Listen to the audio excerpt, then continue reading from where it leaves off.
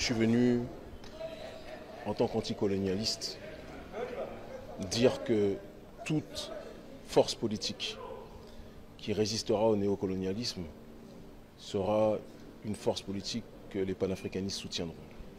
La suite des éléments que le président, son Excellence, général Tiani, à la suite des rencontres avec les autorités du CNSP, avec le Premier ministre, nous avons constaté qu'il y a des éléments probants, inquiétants, qui montrent que depuis leur éviction du Niger, les autorités françaises complotent sous diverses manières pour essayer de récupérer un espace géostratégique très important pour ces derniers.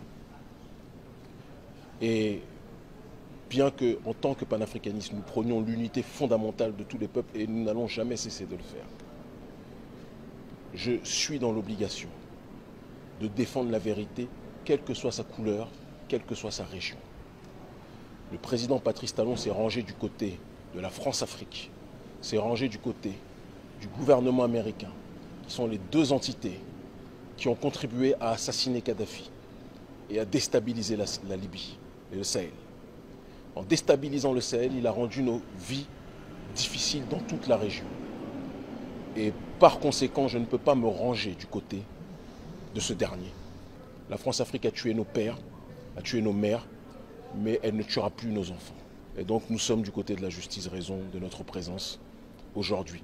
C'est le soutien des panafricanistes à ceux qui résistent au néocolonialisme contre ceux qui collaborent avec le néocolonialisme. De Kély Séba, nous l'avons tous suivi de bout en bout à travers voilà, les différents réseaux sociaux, les canaux indiqués, conventionnels, j'allais dire. Mais il faut dire que moi, je suis béninois, je suis par ricochet, je dirais un Africain. Et tout ce que l'on peut souhaiter pour son pays, pour l'Afrique, c'est l'unité nationale, c'est l'unité panafricaine, c'est l'unité africaine. Mais l'unité ne peut exister dans le mensonge. L'unité ne peut qu'exister dans la vérité. Il faut le dire très clairement.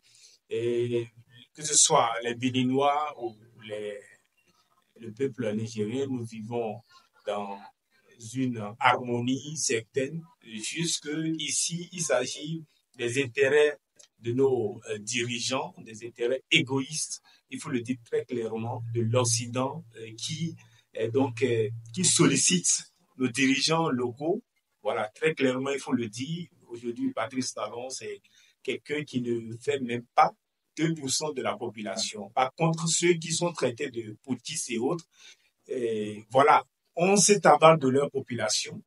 Aujourd'hui, je suis certain que ce soit le Burkina, que ce soit le Niger, que ce soit le Mali, où aujourd'hui les militaires ont pris leurs responsabilités en défendant les intérêts de leur peuple, ont aujourd'hui l'aval de plus de 98% du moins de leur population. Par contre, ceux même qui se disent des démocrates entre griffes, parce qu'on sait très bien comment les élections sont organisées dans nos pays, où on écarte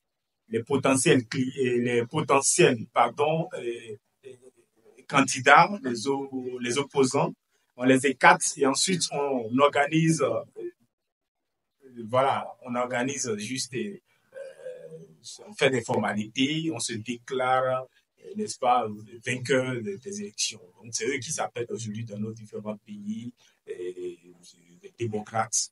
Et le Bénin n'a pas échappé à cela en 2022. Donc, très clairement, ce qu'il faut retenir, nous devons soutenir l'unité africaine, mais cela dans la vérité. Donc, on peut pas, n'est-ce pas, encourager, jouer un rôle, n'est-ce pas, un mauvais rôle pour pouvoir détruire notre pays frère. Donc, la colonisation a été comme ça par le passé. Il n'y a que nos frères africains qui trompent les siens, d'accord, en faveur de ces colons-là. Donc, c'est comme ça l'Afrique a été colonisée. Et aujourd'hui, nous sommes au 21e siècle. Nous ne devons pas laisser cela se répéter. Nous ne devons pas laisser ceci, voilà, une fois encore, j'allais dire, se répéter une fois encore en Afrique. Donc, nous devons tous jouer notre partition pour faire échec à à toute personne qui œuvre dans ce sens-là. Donc, merci et on se dit à très bientôt. N'hésitez pas de liker cette vidéo, vous abonner également. Ici, nous partageons, n'est-ce pas, nos points de vue sur comment nous pouvons apporter notre plus pour le développement de l'Afrique. Et voilà. Merci. Et c'était Moukada Soumoulou. À très bientôt.